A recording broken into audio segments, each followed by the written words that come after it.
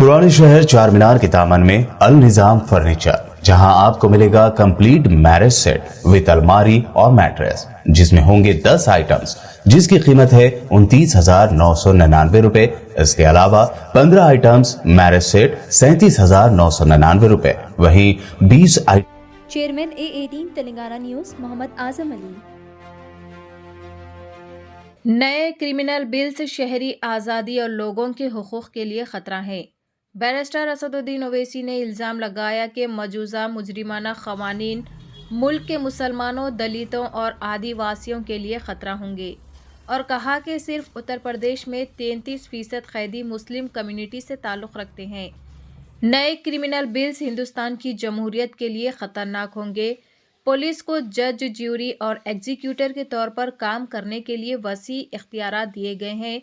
AIMM के सदर ने मजीद कहा, बैरिस्टर असदुद्दीन ओवैसी के दिगर पॉइंट्स, जिसमें जेलों में मुसलमानों, दलितों, आदिवासियों के लिए गैर वाज़े रिजर्वेशन है। हिंदुस्तानी जेलों में 30% कैदी मुसलमान हैं। CSDS की रिपोर्ट में पुलिस फोर्स में मुसलमानों के खिलाफ काफ़ी तासुब पाया गया। प्रोजेक्ट 39A की रिपोर्ट में सजाए मौत पाने वालों में 76% पसमानदा तबके, दलित, मजहबी अक़लियतों से है। हुकूमत मौजूदा क़वानीन के तहत 15 दिन से ज़्यादा हिरासत में नहीं रखा जा सकता, लेकिन नए बिल में लोगों को 90 दिन तक हिरासत में रखा जा सकता है और इन्हें ज़मानत नहीं मिलेगी। इससे ज़्यादातर मुसलमान, दलित और आदिवासी मुतासिर होंगे। मुजरिम को उसको कुछ नहीं, जवाबदेही नहीं है। सच्चाई हमारे मुल्क में यह है कि इस ऐवान में जिन पर टेररिज्म का चार्ज है वो इस कानून पर वोट डालेंगे कि टेररिज्म क्या है, नहीं है। सर, मुझे ये कहने की इजाजत दीजिए कि अगर आज भगत सिंह को और मोहनदास करमचंद गांधी को ये 3 क़वानीन बनाए जाते तो भगत सिंह और मोहनदास करमचंद गांधी कहते कि रोलट एक्ट है, ये 3 क़वानीन रोलट एक्ट है। अब हुकूमत को बताना पड़ेगा कि असल मकौले पुत्र कौन है। सर, सच्चाई यह है कि इस मुल्क के गरीब, दलित, मुसलमान, आदिवासी, इनके लिए जिंदगी से बड़ी कोई सजा नहीं है। और क्या जुर्म है पता ही नहीं इनको। सर, अगर हमको रिफॉर्म करना था, इस्लाह करना था, तो हमको उन प्रोविजंस को निकालना था जो हुकूमत और पुलिस को मनमानी करने की इजाजत देती है।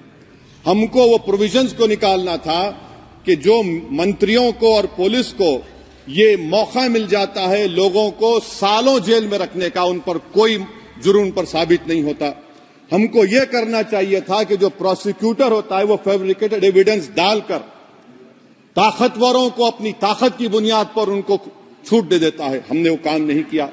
आज हमारे वतन अजीज भारत में सबसे ज्यादा अंडर ट्रायल अगर कोई है जेलों में तो मुसलमान, दलित, आदिवासी हैं। सर, इनका कन्विक्शन रेट देख लीजिए आप। NCRB का डेटा है 2017 से 21 का, 20% अंडर ट्रायल मुसलमान है, 16% कन्विक्शन है और मुसलमानों की आबादी 14.2% है। प्रिवेंटिव डिटेंशन ले लीजिए, जिसको इस्तेमाल किया जाता है जुडिशियल प्रोसेस को सबवर्ट करने के लिए और फेयर ट्रायल को सबवर्ट करने के लिए। आज भारत की जेलों में 30% डेटेन्यूज मुसलमान हैं। उत्तर प्रदेश में 2017 में 33% मुसलमान डेटेन्यूज थे।